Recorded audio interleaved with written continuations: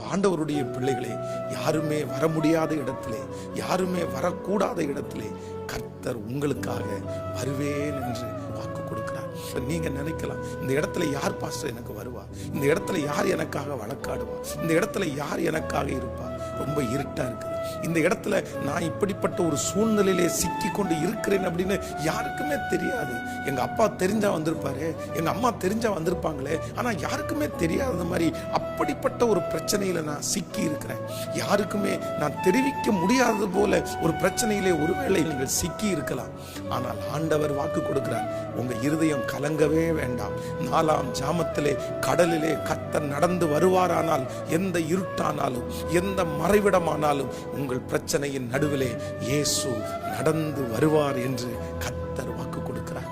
நான் நம்புகிறேன், சில நேரத்திலே உங்களையும் என்னையும் ஆண்டவர் சில தெரியாத இடத்திலே வைத்திருக்கிறார். அவர்களுக்கு தெரிஞ்சால் நமக்கு உதவி செய்வார்கள், அவர்களுக்கு தெரிந்தால் பணம் அனுப்பிவிடலாம். ஆனால் அவர்களுக்கு தெரியாமல் கர்த்தர் வைத்திருக்கிறார். அதை சொல்லக்கூடிய தைரியம் உங்களுக்கு இல்லாமல் இருக்கலாம். நான் எப்படி சொல்லுவேன்? இந்த மாதிரி ஒரு சூழ்நிலைக்குள்ளே இருக்கிறத நான் யார்கிட்டையுமே ஷேர் பண்ணவே முடியாது. நீங்க கலங்க வேண்டாம். 4ஆம் ஜாமத்திலே கடலிலே நடந்து வந்த கர்த்தர் இன்று வாக்கு கொடுக்கிறார், யாரும் அறியாத இடத்திலே நான் வருவேன், யாருக்கும் தெரியாத இடத்திலே நான் வந்து உனக்கு நான்